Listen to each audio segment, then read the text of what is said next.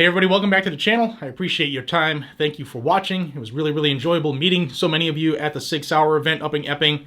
It was a really good time. First day was soaking wet, but one thing I did get while I was there was a lot of questions from people in attendance, as well as I've been getting this question regularly as December approaches, and that is, Jared, what do we have to do with this approaching new final rule from the ATF related to pistols, AR pistols, or in their verbiage, a pistol with a attached stabilizing brace, okay? I'm going to tell you what your options are. You do have a couple options. Now, I also want to say that none of these options are acceptable. Why? Because it is an infringement on our right. This slidey piece of plastic with flappy rubber things and a Velcro strap does not make this gun any more dangerous than any other gun.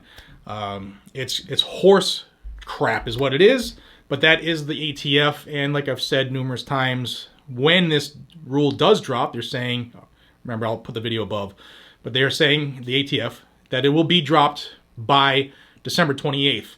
Of course, they're doing this after the midterms because they don't want to get hammered any more than they are and have Democrats lose ground, but that's what we're facing, all right? And there will be lawsuits, I'm sure, and hopefully we'll have the right things done, but in the meantime, it's coming. And for those who want to know your options, I'm going to tell them to you. Obviously, the first option is to utilize the ATF's amnesty period. Now, an amnesty period is saying that you've had something illegal, and we're not going to charge you, but you're going to have to register this gun, and we'll ignore it, just like they did with the machine gun amnesty. We'll ignore the fact that you had this SBR the whole time, give you that free tax stamp as an attaboy, and then go on about your way. Now, an NFA firearm, for those who don't know, who are just saying, hey, you know what, if I'm going to register it, I'm just going to throw on a stock and make it an SBR. Yes, you can absolutely do that.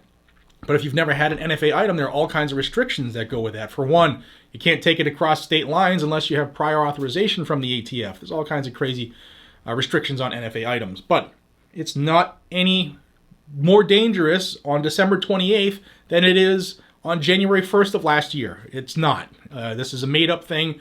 It is backdoor gun control by the Biden administration. So the first option is to register it.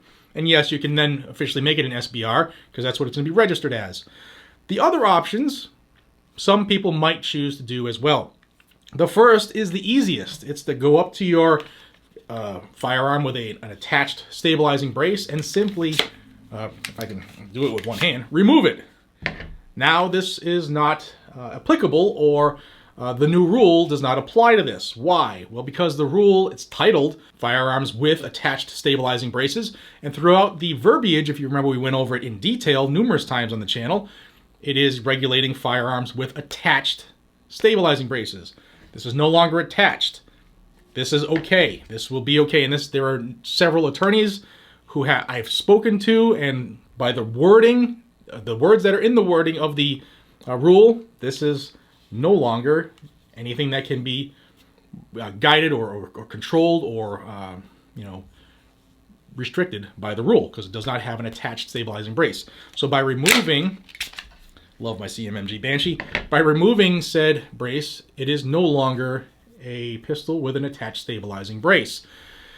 The other option people might do is to just put on a 16-inch barrel. And then does not fall under the NFA guidelines of a short-barreled rifle, which is anything under 16 inches. And then, I mean, if you're going to put a 16-inch barrel on it, why not just change and put on a regular stock and make it a rifle? Those are your options. Again, none of them are acceptable, because while this has been totally legal, even according to the ATF in numerous rulings, yeah, they've flip-flopped a few times, but this has been deemed fine. All of a sudden, Joe Biden, remember, he started calling them concealable assault weapons. Dumbass. And he got the DOJ and the ATF to put out this new rule that's coming in December. So those are your options. You know, you can... there's another option that nobody will go for, and that is to go, hey, Mr. ATF, take this. Yeah, that's one of them. You can turn it over to the ATF. You can remove your stabilizing brace.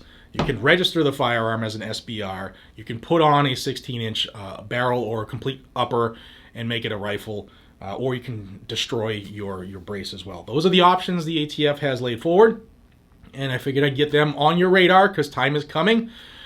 When a lot of people are going to be concerned about this, I also want to remind you that we are less than 3 weeks away from the midterm elections, and y'all, whether you're a new gun owner, just joined our crew, welcome. First off, we love you.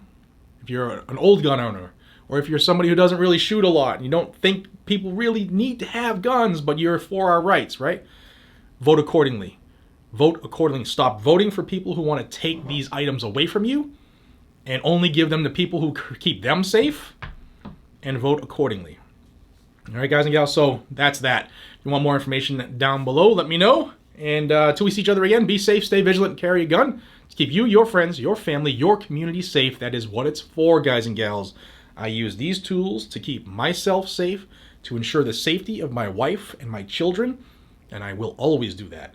And there is no government agent, there is no politician who will ever be able to change that. Hope you all have a fantastic day. I'll see you on the next one. Take care.